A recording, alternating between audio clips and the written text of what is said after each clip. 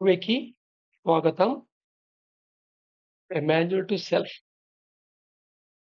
So, మనం ప్రతి ఆవిర్భావం గురించి తెలుసుకోవడానికి ప్రయత్నం చేస్తున్నాం. ద డివైన్ హోల్‌నెస్ అంటే మనం గాయత్రి అని పేర్కొంటాం అది మాట. తపహా రీజియన్‌లో. ఇది డిఫరెంట్ కాదు. పరమ సత్యం అల్టిమేట్ బ్రహ్మ పదార్థం ఏదైతే అబ్సల్యూట్ అది డిఫరెంటే కాదు. ఓన్లీ దాని ఎనర్జీ రిసీడ్ అయిన రూపం. అవిచ్ఛిన్నంగా దాన్ని రిసీడ్ అవుతున్నప్పుడు వచ్చిన రూపం. Divine wholeness is the proper state of the three vital divine principles in particular combination and permutation of vibrational force.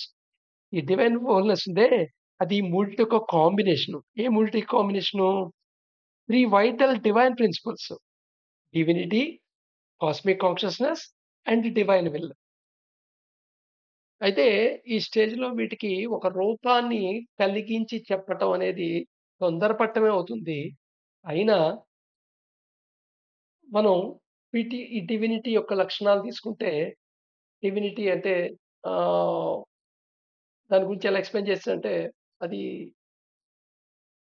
స్వచ్ఛమైనది, అది ప్రేమతత్వంతో కూడినది, ఆల్ ఇంక్లూజివ్ అన్నిటిని ఇంక్లూడ్ చేసుకోగలదు. అలాగే కంపాషన్ కరుణగా ఉండేది.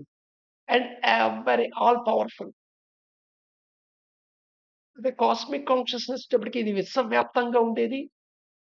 ఇదే ఇగ్నోరెన్సు అండ్ విజ్డము 2 దీని నుండి వచ్చేదేసే. ఏంటి 2 వేరు వేరే అనుకోవద్దు. ఇప్పుడు ఇగ్నోరెన్స్ కూడా something known but not clear. ఇప్పుడు కడప లేదు అనుకోని అడిగేసావు. తగలదు అనుకోని అడిగేసావు. సో, తగలదు అనుకునే నాలెడ్జ్‌తో నువ్వు అడిగేసావు. కానీ కాలుకి తగిలింది. సో, నువ్వు ఇగ్నోరెంట్ ఆఫ్ ఆ గడప అని చెప్పాలి నడిచేప్పుడు. సో, ఇగ్నోరెన్స్ అనేది నాలెడ్జ్‌లో ఒక భాగమే. బట్ నాలెడ్జి ఆహ్, ఆ టైంలో పర్ఫెక్ట్ పర్ఫెక్ట్ యాక్షన్‌కి దారి తీయలేదు. పర్ఫెక్షన్ అంటే ఎప్పుడు ఏ టైంలో ఎంత మాగ్నిట్యూడ్‌లో ఏ డైరెక్షన్‌లో చెయ్యాలో ఆ డైరెక్షన్‌లో అంత మాగ్నిట్యూడ్‌తో ఆ టైంలో చేయటం. ఎఫిషియంట్ వేరు. సో, విజ్డమ్ అనేది, ఇగ్నోరెన్స్ అనేది 2 డిఫరెంట్ థింగ్స్ కాదు నిజానికి. నీవు నీకు పర్ఫెక్షన్‌కి దారితీస్తుంటే విజ్డమ్ అంటావు. పర్ఫెక్షన్‌కి దూరం అవుతుంటే దాన్ని ఇగ్నోరెన్స్ అంటాం. సో, ఈ 2 కాస్మిక్ కాన్షియస్‌నెస్సే. అలాగే పాజిబిలిటీ, ఇంపాసిబుల్. పాసిబుల్ రే, ఇంపాసిబుల్ రే డివైన్ నుండి. అందుకని వీటిని ఒక ఐకానోగ్రాఫిక్ కింద చెప్తే డివినిటీని శివుడి కింద, కాస్మిక్ కాన్షియస్‌ని విష్ణువు కింద, డివైన్ విల్‌ని బ్రహ్మ కింద మనం ఐకానోగ్రాఫిక్‌గా అనుకోవచ్చు. If the force is exceeded, no creation is possible. ఇక్కడ particular permutation and combination vibrational ఫోర్స్‌లోని divinity, cosmic consciousness, divine will ఉన్నప్పుడు మాత్రమే creation possible. Otherwise creation possible కాదు. ఎందుకంటే ఇదే divinity and cosmic conscious, divine will అనే డివైన్ ప్రిన్సిపల్స్ 3 సత్యముకున్నవే. కానీ ఇప్పుడు ప్రకటితమయ్యాయి. ఎప్పుడు ప్రకటితమయ్యాయి? ఆ సత్యం యొక్క ఎనర్జీ డ్రాప్ అవుతుంటే, రిసీడ్ అవుతుంటే సర్టెన్ స్టేజ్ వచ్చేటప్పుడు ప్రకటితమయ్యాయి. అందుకని వాటి నుండి వేరు అని అనుకోవద్దు. As the force recedes and become less, creation from subtle to less subtle and existence. So, ఈ ప్రాసెస్‌లో ఏమవుతుంది? సూక్ష్మం నుండి స్థూలం వైపుకి మార్పు జరుగుతోంది. కంటిన్యూయస్‌గా స్థూలం నుండి సూక్ష్మం వైపు మార్పు జరుగుతోంది. From subtle to gross, from into being as per the divine blueprint. అయితే దీనంతటికి ఒక డివైన్ బ్లూ ప్రింట్, డివైన్ హోల్‌నెస్‌లోనే ఉంది. అందుకని దాన్ని హిరణ్య గర్భం, బ్రహ్మాండం, అండము అనే పదం వాడుతున్నాం. అందుకని బ్రహ్మాండం అనంగానే ఏదో కోడిగుడ్డు, పెద్ద కోడిగుడ్డు ఆకారంలో ఉంది అని కాదు. What is not within this blueprint will never be. ఈ బ్లూ ప్రింట్‌లో లేనిది ఎప్పుడు జరగదు. that which he shall never cause to be. Divine wholeness maintains this proper status within a wide spectrum. So, ఈ డివైన్ హోల్‌నెస్‌లో ఉన్న బ్లూ ప్రింట్‌లో ఉన్నదే ఫర్దర్‌గా జరుగుతుంది. అంతేకాని లేనిదేది జరగదు. ఇదే చెప్పటానికే ఏంటంటే శివుడి ఆజ్ఞ లేనిదే చీతైనా పుట్టదు అని చెప్తుంటారు.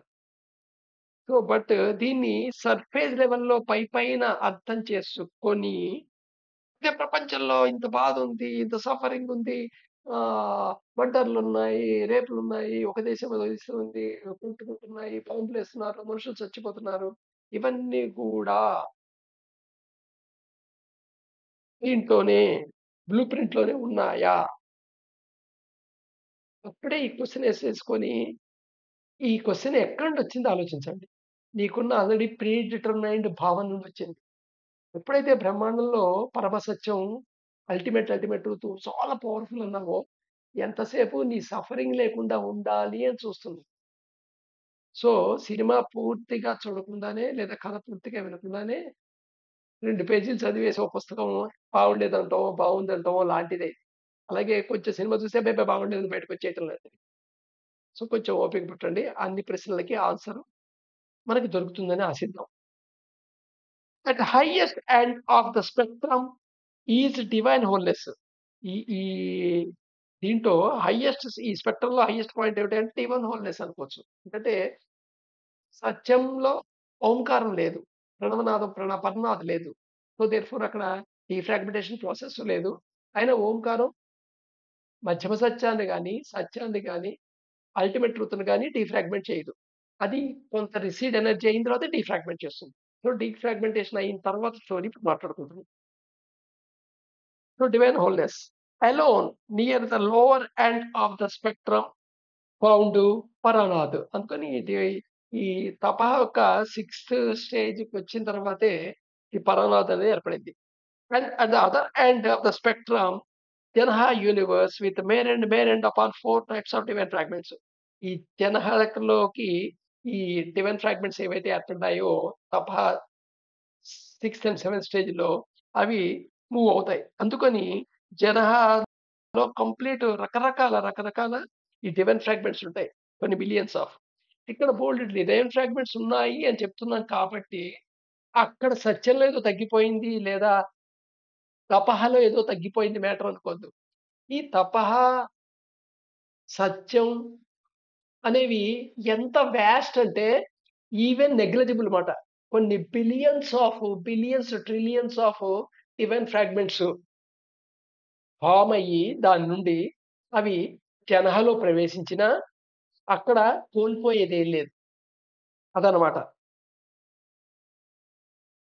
Once the vibration force falls below the spectrum of minimum, a sudden change takes place. ఇప్పుడు ఎప్పుడైతే వైబ్రేషన్ స్టేజ్ కొంచెం తగ్గుతుందో ఒక సడెన్ చేంజ్ వస్తుంది.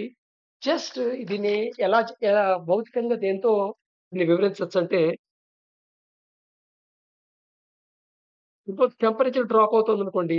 సడెన్‌గా ఒకానొక టెంపరేచర్ దగ్గర వాటర్ ఐస్ అయిపోతుంది. జస్ట్ లైక్ దట్ అన్నమాట. సో, ఈ కంటిన్యూయస్ స్పెక్ట్రమ్‌లో సత్యం నుండి ఇలాగ స్టేజెస్ దాటుతున్నప్పుడు పర్టిక్యులర్‌గా ఒక కండిషన్ అవ్వగానే అది దాని యొక్క స్టేట్ మారిపోతుంది. అలా స్టేట్ మారిపోవటం కింద దీన్ని తీసుకోండి. సత్యం నుండి తపః ఏర్పడటం, తపః నుండి జనః ఏర్పడటం అనేది. సో, జనః అనే పదం ఎందుకు వాడుతుంటారంటే దీంట్లో యాక్చువల్ సెలెస్టియల్ హ్యుమానిటీస్ ఉన్నాయి. దీంట్లో పెద్దవి సెలెస్టియల్ హ్యుమానిటీసే. ఆహ్, ఇమ్మెన్స్ సైజ్ ఉన్న డివైన్ ఫ్రాగ్మెంట్స్. అలా కాకుండా ఆహ్, large size divine fragments, small size divine fragments, very medium size divine fragments. ఇవి మళ్ళా వీటి యొక్క ఎనర్జీస్ రిసీట్ అవుతుంటాయి. వీటి యొక్క ఎనర్జీస్ కూడా కొంచెం డౌన్ అవుతుంటాయి. ఇవి వేరు సైజెస్ ఏదో తేడా తప్ప వీటి తత్వం ఒకటే. వీటి యొక్క తత్వం ఏదైతే ఉందో ఆ తత్వం మటుకు సేమే ఉంటుంది. అంటే ఏదైతే పరమసత్యం అనుకున్నాయో ఆ లక్షణాలు దీంట్లోనే ఉంటాయి. అంటే divinity, cosmic consciousness, divine will. But only gradation is different అంతే. This is the critical point. అందుకని క్రిటికల్ పాయింట్ అని చెప్పొచ్చనమాట. ఏది తపః నుండి జనః ఏర్పడటం అనేది. When existence come into being.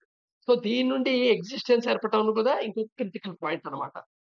All that exist within such existence seems to be mortal and transitory. అయితే ఈ ఎగ్జిస్టెన్స్ ఏదైతే ఉందో దాని ప్రధాన లక్షణం ఏం కనబడుతుంది? మోర్టల్ అండ్ ట్రాన్సిటరీ‌గా కనబడుతుంది. మోర్టల్ అంటే ఏంటంటే చావున్నది. ఇప్పుడు ఉండేది తర్వాత లేనిది. ట్రాన్సిటరీ అస్తమానం మారిపోతూ ఉండేది. ఒక రకమైన స్థితి నుండి ఇంకో స్థితికి. అందుకని ఎవరైతే ఈ జనహాని వాళ్ళ సమాధి స్థితిలో ఎక్స్‌పీరియన్స్ అయ్యారో వాళ్ళకి దీన్ని ఇల్యూజరీ అని చెప్పారు. ఎగ్జిస్టెన్స్‌ని అందుకని ఇల్యూజరీ అని చెప్పారు. ఎందుకంటే క్రియేషన్‌కొచ్చేప్పటికేమో ఇమ్మోర్టలు, ఎవ్రీథింగ్ ఈజ్ సేమ్. బట్ అంటే ఒక సర్టెన్ లైఫ్ టైమే ఉండటం అనేదే ఉండదు. ఎప్పుడూ ఉంటుంది. నిరంతరం ఎప్పుడూ ఉంటుంది. ఇదివరకు ఉంది, ఇప్పుడు ఉంది, ఎప్పుడూ ఉంటుంది. దీనికి పుట్టుక లేదు, చావు లేదు. అలాంటి స్టేట్. అదే ఎగ్జిస్టెన్స్‌కొచ్చేప్పటికి అపియరెన్స్ ఉంటుంది, డిసపియరెన్స్ ఉంటుంది, ఇంటిగ్రేషన్ ఉంటుంది, డిస్‌ఇంటిగ్రేషన్ ఉంటుంది, ఆర్గనైజింగ్ ఉంటుంది, డిసార్గనైజింగ్ ఉంటుంది. At the same time energy గూడా రిసీట్ అవుతూనే ఉంటుంది. అలాగా సటిల్ నుండి గ్రాస్‌కి పెరుగుతూ ఉంటుంది. సటిల్ థింగ్ నుండి సూక్ష్మతత్వం నుండి స్థూలతత్వం వైపుకు మూవ్ అవుతూ ఉంటుంది.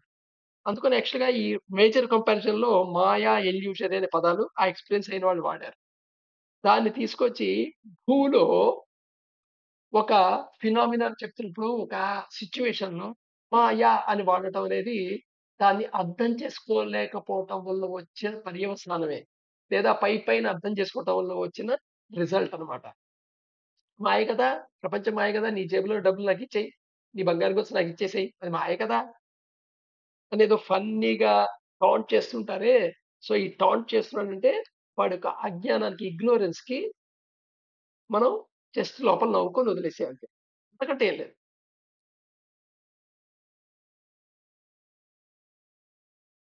రేపు మళ్ళా కంటిన్యూ చేద్దాం.